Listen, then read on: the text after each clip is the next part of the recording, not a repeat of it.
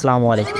আপনারা সবাই কেমন আছেন? আশা করছি ভালো আছেন। আলহামদুলিল্লাহ আপনার দোয়া এবং ভালোবাসায় আমিও ভালো আছি। আমি সুমন আছি আপনাদের সঙ্গে ভূতের বাড়ি ইউটিউব চ্যানেলের পক্ষ থেকে। আমি বরাবরের মতো আবারও চলে এলাম আপনাদের মাঝে নতুন আরও একটি গল্প নিয়ে। আজকের গল্পটা খুবই ভয়াবহ হতে চলেছে। কারণ আমি আজকে চ্যালেঞ্জ দিয়ে বলতে পারি যে আজকের গল্পটি আপনারা শুনলে আপনাদের গায়ে কাটা যেতে বাধ্য হবে।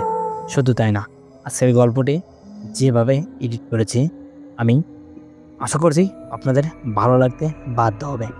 আজকের গল্পটা শুনলেই আপনারা অবশ্যই ভয় পাবেন।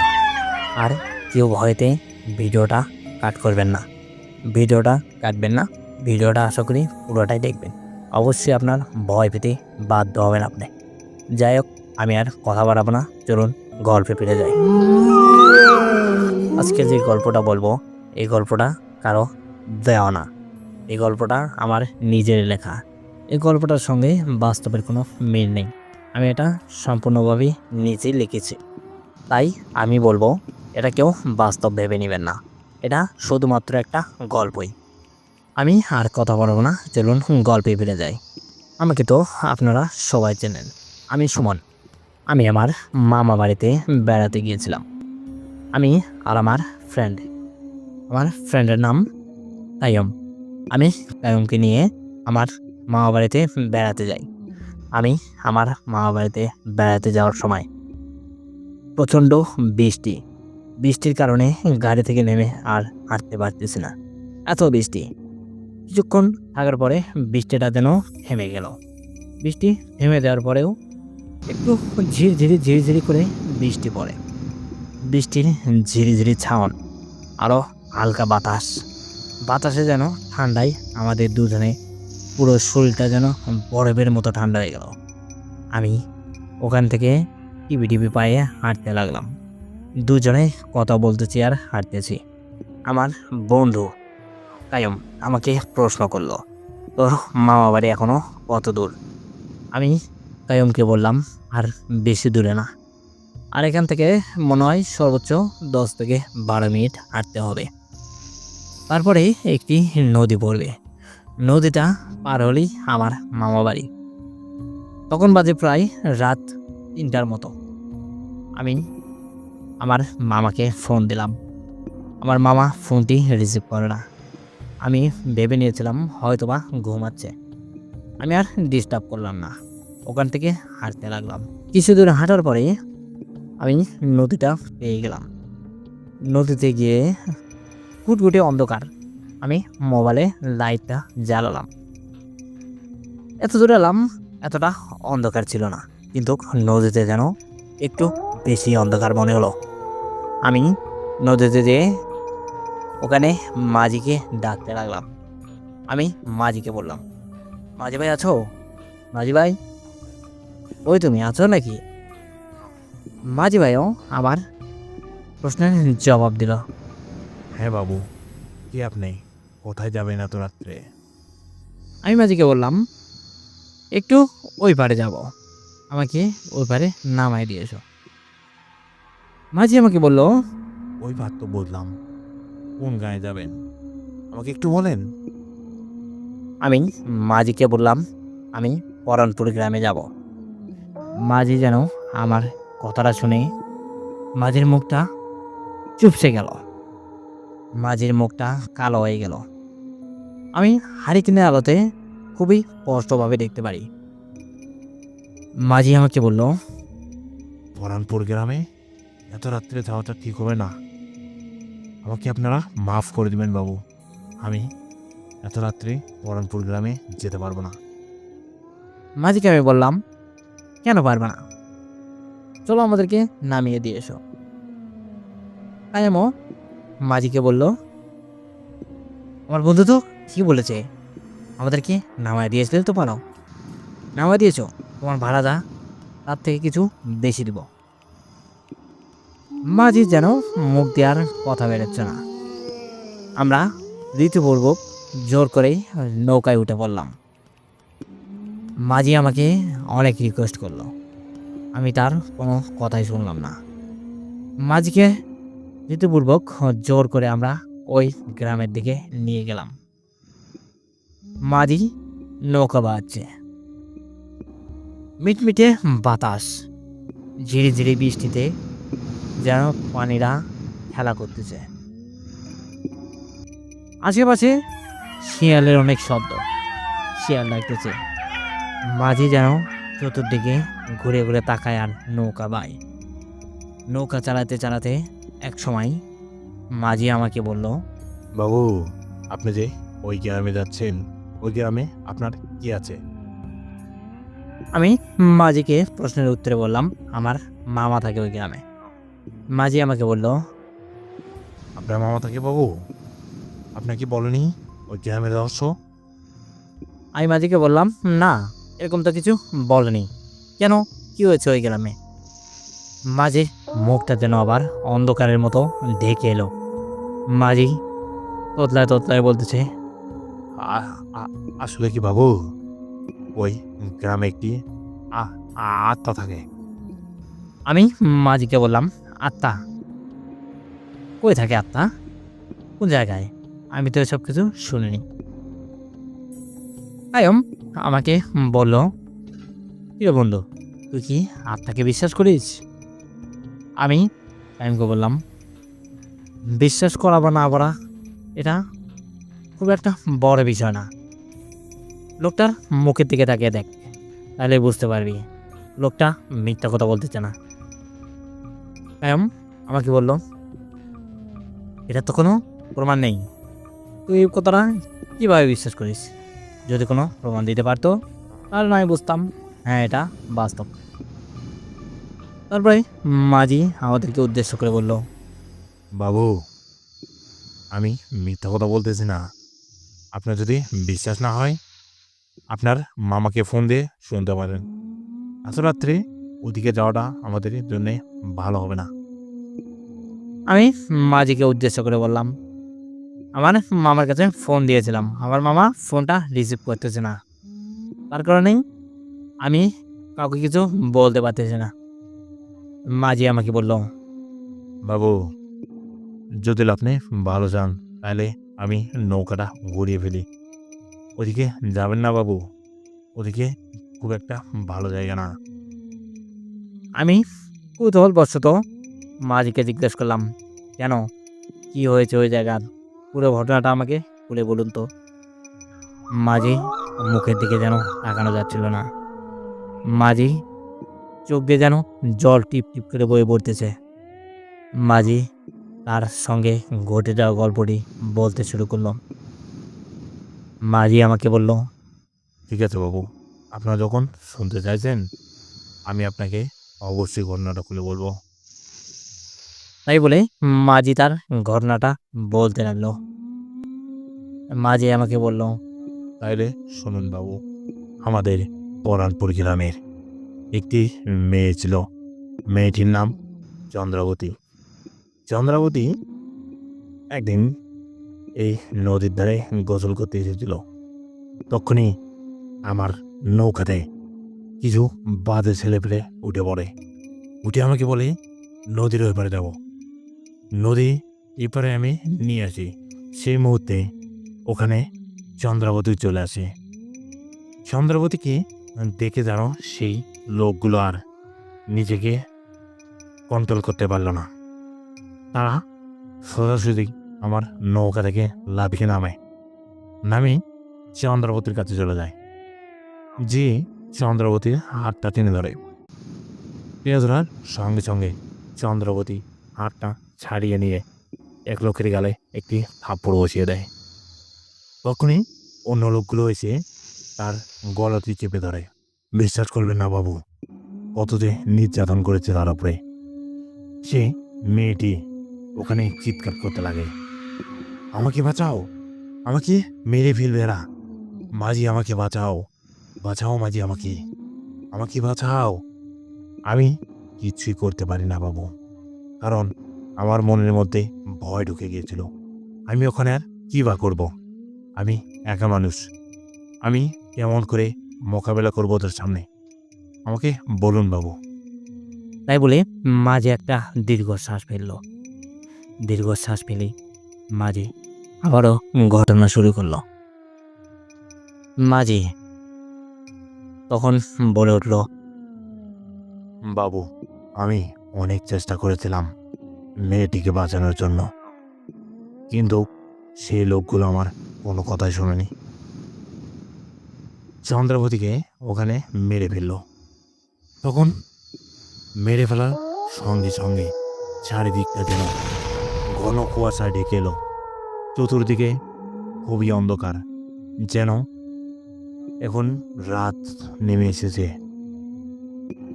লোকগুলো চন্দ্রাবতীকে নিয়ে সেই ঘাটের সামনেই একটি তেঁতুল গাছ আছে, তেঁতুল গাছের সঙ্গে বেঁধে দেয়, যাতে সবাই বুঝতে পারে চন্দ্রাবতী গলায় ফাঁস দিয়ে মারা গেছে। বেঁধে দিয়ে লোকগুলা আমার নৌকাতে উঠে বসে আমাকে বলল, তুমি তাড়াতাড়ি নৌকা নিয়ে নদীর ওই পারে চলো।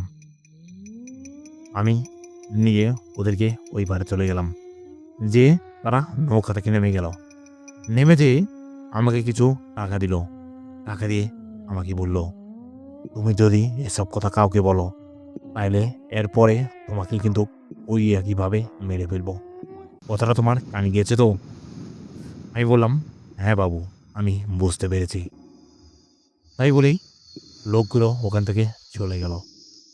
আমি 3 থেকে 4 দিন আমি আর ঘাটে আসি না। আমার তো পরের দিন থেকে ভীষণ জ্বর। 6 থেকে 7 দিন আমি জ্বরেতে উঠতে পারি না। তারপরে দেখতে দেখতে প্রায় 2 থেকে 3 মাস কেটে গেল। 2 থেকে 3 মাস যাওয়ার পরে আমি আবারও ঘাটে চলে এলাম। আমি রাত্রেবেলা নৌকাতে উঠি না। দিনের বেলায় যতটুকু পারি এতটুকুই নৌকা চালাই। এসব করতে করতে 1 বছরের মতো কেটে গেল। তারপরে আবার শুরু করলাম সেই রাত্রে নৌকা চালানো। আমি একদিন একটি প্যাসেঞ্জারকে নিয়ে সেই নদীর ওই পারে চলে গেলাম। নদীর ওই পারে লোকটিকে নামায় দিয়ে আমি ওই ঘাটেই বসে থাকি।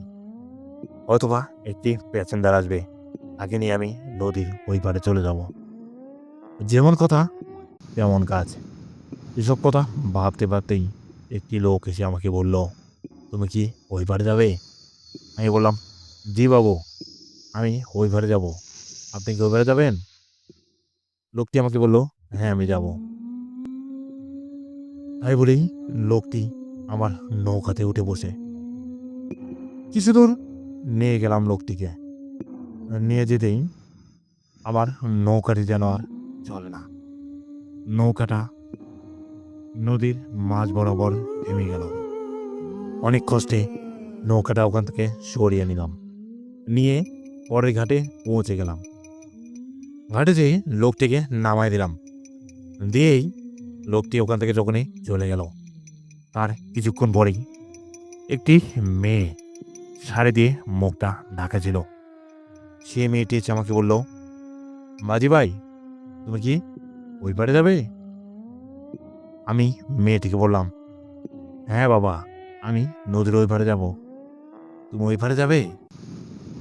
মেয়েটি আমাকে বলল, হ্যাঁ আমি ওই পারে যাব। আমি মেয়েটিকে বললাম, তুমি কি একাই আছো না তোমার সঙ্গে আর কেউ যাবে? মেয়েটি আমাকে বলল, না আমি একাই আছি। তাই বলে মেয়েটিকে আমি বললাম, এত রাত্রে তোমার একা এখানে আসা মোটেও ঠিক হয়নি। মেয়েটি আমাকে বলল, আমি পরানপুর গ্রামের জমিদারের ছোট নাত বউ।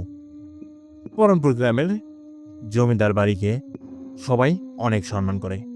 জমিদার বাবুকে সবাই ভীষণ সম্মান করে। শুধু তাই না, জমিদার বাড়ি প্রত্যেকটা লোককেই সবাই সম্মান করে। আমি একটি হাসি দিলাম। হাসি দিয়ে মেয়েটিকে বললাম, হ্যাঁ হ্যাঁ হ্যাঁ নাকি মা, তুমি আর দেরি করে না, তাড়াতাড়ি নৌকায় উঠে বসো। আমি এই জ্যোৎস্না সড়কে তোমাকে যে নামাই দিয়ে আসবো, তুমি এক্ষুনি উঠে বসো। তাই বলি মেয়েটি আমার নৌকায় উঠে বসে। আমিও নৌকাতে হারিকেনের আলোটা একটু বাড়িয়ে দিলাম। মেয়েটি পিছন দিকে ঘুরে আছে। মেয়েটির মুখটা শাড়ি আঁচল দিয়ে পুরোটাই ঢাকা। আমি মেয়েটির মুখটা দেখতে পারি না। আমিও নৌকা বাইতে লাগলাম। নৌকা যাচ্ছে, মিটিমিটি আলোর ঝলকানি এসে আমার চোখে ভাসে। চাঁদের আলোতে যেন পুরো নদীটা ঝলমল করতেছে। কিছুক্ষণ পরেই পুরো আকাশটা যেন মেঘে ছেয়ে এলো। আমিও খুবই দ্রুত বইটা বইতে লাগলাম। মেয়েটিকে খুবই ভালোভাবে লক্ষ্য করলাম। মেয়েটি যেন কোনো কথাই বলতেছে না। আমার পুরো শরীরটা যেন ঠান্ডা হয়ে এলো। আমি মেয়েটিকে বললাম, কি ব্যাপার মা, তুমি কথা বলতেছে না কেন?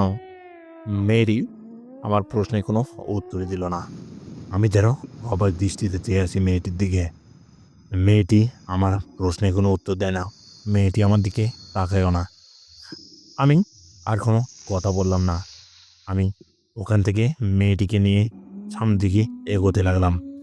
যেতে যেতে ঘাটের প্রায় কাছাকাছি এসেছি। সেই মুহূর্তেই মেয়েটিকে আমি বললাম, তোমার বাড়ির কাছে এসেছি, তুমি কি এখান থেকে একা যেতে পারবে?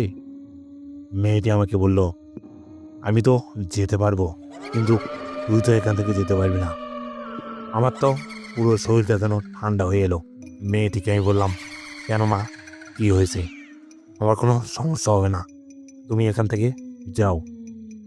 মেয়েটি আমাকে বলল, আমি তো ঠিকই যাব, কিন্তু তুই তো যেতে পারবি না এখান থেকে। আমি তো মেয়েটির কথা শুনে হতভম্ব হয়ে মেয়েটির দিকে তাকিয়ে আছি। মেয়েটি যেন চোখের পলকে তার রূপটা পরিবর্তন করলো।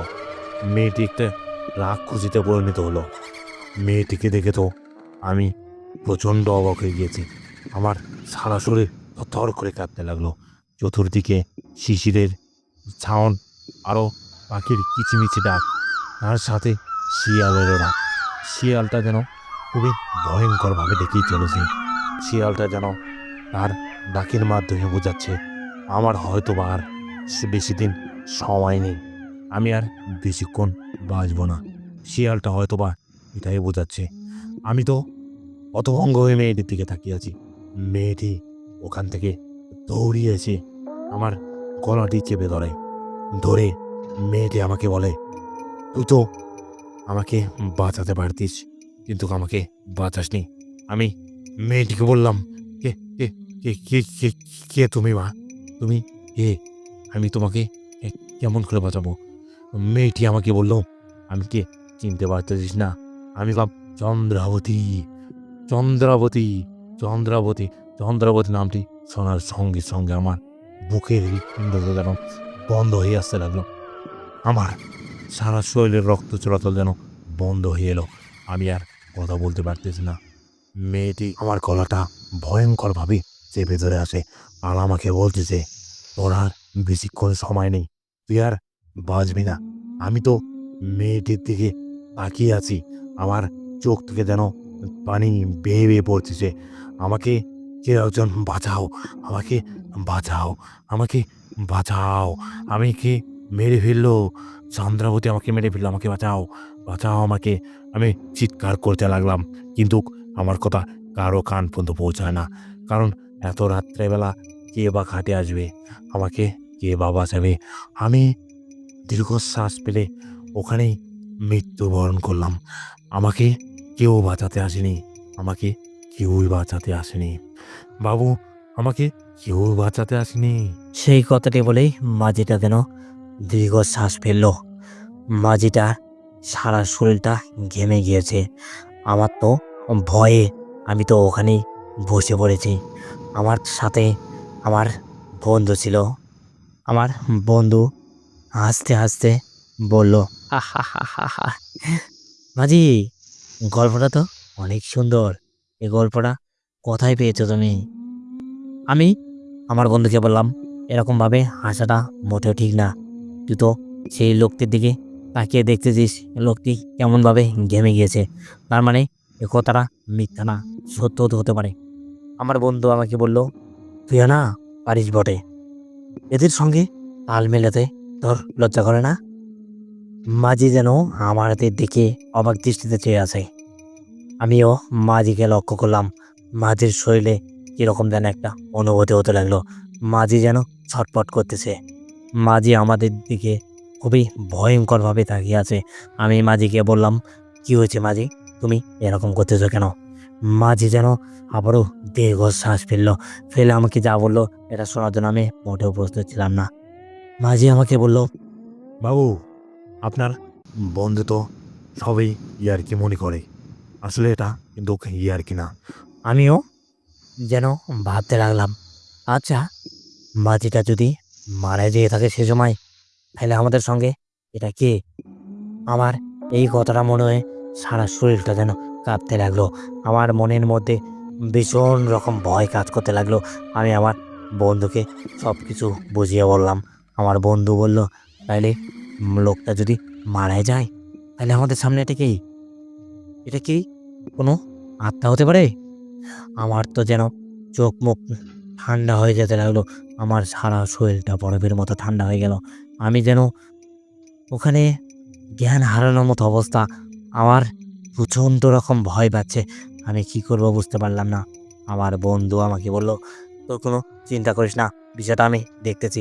তাই বলেই আমার বন্ধু মাঝিটা সামনে গেল। সামনে যেয়ে মাঝি তাকে হাত ধরে আমাদের কাছে টানে নিয়ে এলো। মাঝি ওখানেই বলল, বাবু, আপনি কিন্তু কাজটা ভালো করলেন না, এই ফল আপনার ভোগ করতেই হবে। তাই বলি মাঝি খুবই ভয়ঙ্কর রকমের একটি হাসি দিল।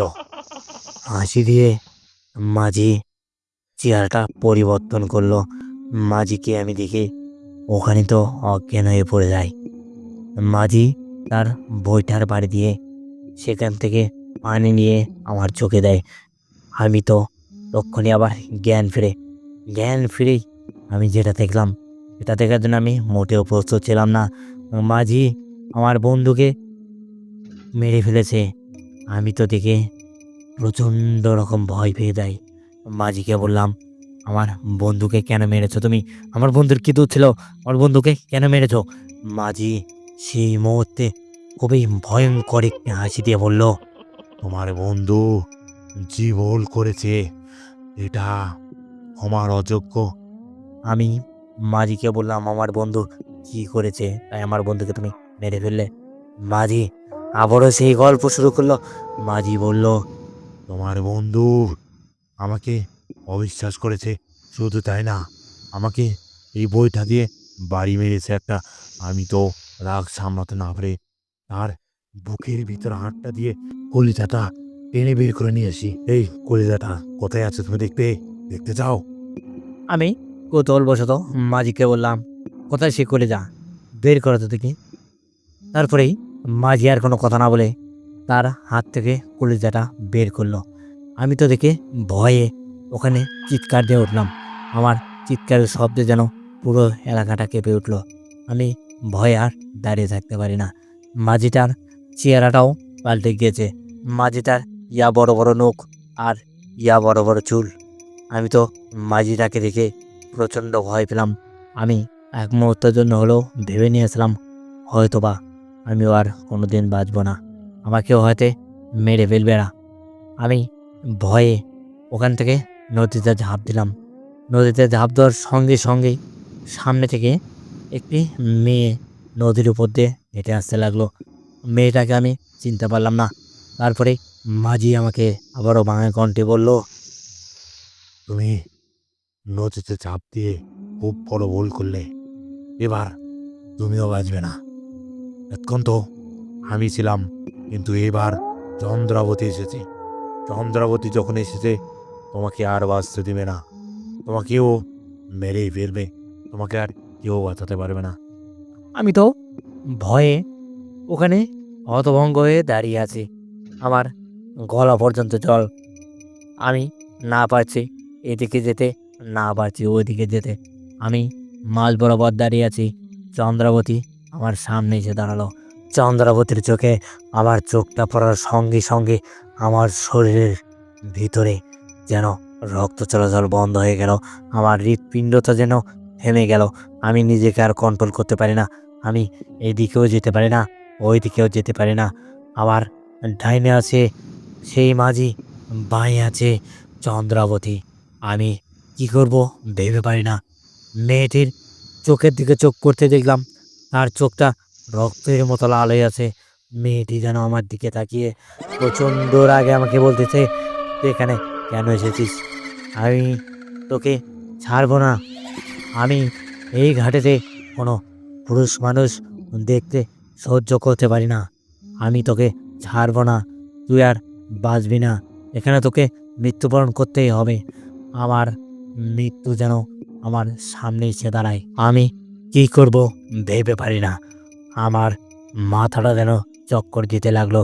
এইদিকে মেয়েটি আমাকে অখাদ্য ভাষায় গালাগালি করতে লাগলো। এদিকে মাঝিটি আমার দিকে দাঁড়িয়ে আছে। এই দিক থেকেও চন্দ্রাবতী এগিয়ে আসতেছে। আমি যেন আর নিজেকে কন্ট্রোল করতে পারলাম না। নদীর থেকে দৌড়ে পালানোর চেষ্টা করি। এক গলা পানিতে যেন আমার পাটি লড়ে না। আমি যেন ওখান থেকে আর এক চুল পরিমাণও সরতে পারি না। এদিকে চন্দ্রাবতী এসে আমার এক হাত ধরে, অন্যদিকে মাঝিটা এসে আরেক হাত ধরে। আমি কি করব ভেবে পারি না। চতুর্দিকে নিস্তব্ধ, শুধুমাত্র শিয়ালের ডাক ছাড়া অন্য কিছুই যেন কানে আসে না। এদিকে শিয়ালের ভয়ঙ্কর ডাক, অন্যদিকে চন্দ্রাবতী যেন মনের সুখে হাসতে লাগলো। চন্দ্রাবতীর হাসিটা এতই ভয়ঙ্কর যেন পুরো এলাকাটা কেঁপে উঠেছে তার হাসিতে। এমন বিকটভাবে হাসতে লাগলো চন্দ্রাবতী। আমি চন্দ্রাবতীকে বললাম, আমাকে ছেড়ে দাও, আমি আর কখনই এদিকে আসবো না, আমাকে এবারের মতো ছেড়ে দাও। চন্দ্রাবতী যেন আমার কোনো কথাই শোনে না। চন্দ্রাবতী ওই যে হেসে চলেছে, আমার কোনো নাম গন্ধই দেখি না। এইদিকে মাঝিটা আমার কাছে চলে এলো। মাঝিটা আমার হাত ধরে আমাকে নৌকায় উঠালো। নৌকায় তার সঙ্গে সঙ্গে চন্দ্রাবতী উঠে গেল। উঠে দুইজনে আমাকে যেন দুই দিক থেকে আক্রমণ করলো। একজন আমার হাতটা টেনে ছিঁড়ে নিয়ে চলে যায়, অন্যজন আমার একটি চোখ উগড়ে নেয়। আমি তো ওইখানে আর কোনো কথা বলতে পারি না, শুধু তাদের কাণ্ডগুলো দেখতেছি এক চোখ দিয়ে। আমার ওই চোখে পানি ঝরঝর করে বয়ে পড়ছে। আমাকে যেন সাহায্য করার মতো কেউ নেই। আমি আর কোনো কথা বলতে পারি না। আমাকে ওনারা দুজনে আমাকে মেরেই ফেললো। আমি এবারের মতো শেষ হয়ে গিয়েছি। আমাকে আর কেউ বাঁচাতে পারলো না। আমি ওখানে মৃত্যুবরণ করলাম। আমি এখনই মৃত্যুবরণ করলাম। আমি ওখানে মৃত্যুবরণ করলাম। আমার নিজের লেখা গল্প। জানি না আপনাদের কেমন লাগলো। এই গল্পতে বাস্তবের কোনো চরিত্র নেই, সব কিছুই আমার নিজের হাতে লেখা। আশা করছি গল্পটি আপনাদের ভালো লাগবে। যদি ভালো লাগে তাহলে লাইক করতে ভুলবেন না। আর আশা করব সর্বোচ্চ লাইক এই ভিডিওতে পড়বে। আপনারা সবাই আমাদের সঙ্গেই থাকুন। আশা করছি ভবিষ্যতে আপনাদেরকে অনেক ভালো ভালো গল্প উপহার দিতে পারবো। যাই হোক, আপনারা যদি আমাকে গল্প পাঠাতে চান তাহলে আমার হোয়াটসঅ্যাপ বা ইমেলেও গল্প পাঠাতে পারেন। আমার হোয়াটসঅ্যাপ নাম্বার 01962135608। এটা আমার হোয়াটসঅ্যাপ নাম্বার। এমনকি ইমেল অ্যাড্রেসও পাঠাতে পারেন। ইমেল অ্যাড্রেস bhuterbaড়ি00@gmail.com। আমাদের এই হোয়াটসঅ্যাপ সাথে ইমেল অ্যাড্রেস আমাদের এই ভিডিও ডেসক্রিপশনেও আপনি পেয়ে যাবেন। ওখান থেকেও আপনি চাইলে আমাদেরকে গল্প পাঠাতে পারেন। আপনার দেওয়া গল্পটি আমরা খুবই ভালোভাবে প্রকাশ করার চেষ্টা করব ইনশাআল্লাহ। আপনি আর দেরি করবেন না, আপনার সঙ্গেই ঘটে যাওয়া ঘটনাটি আমাদের মাঝে শেয়ার করুন। যাই হোক, আমি আর গল্পটি বড় করব না। বরাবরের মতো একটি কথাই বলবো, আপনার সবাই ভালো থাকুন, সুস্থ থাকুন। আল্লাহ হাফিজ। কে কে তুমি? চিনতে পারছো না আমাকে? কে আমি? না, চিনতে পারছি না তোমাকে। কে তুমি? উত্তর দাও, বলো তুমি কে? কে তুমি? অশরীরী ভূত। ভূত তুমি, ভূত।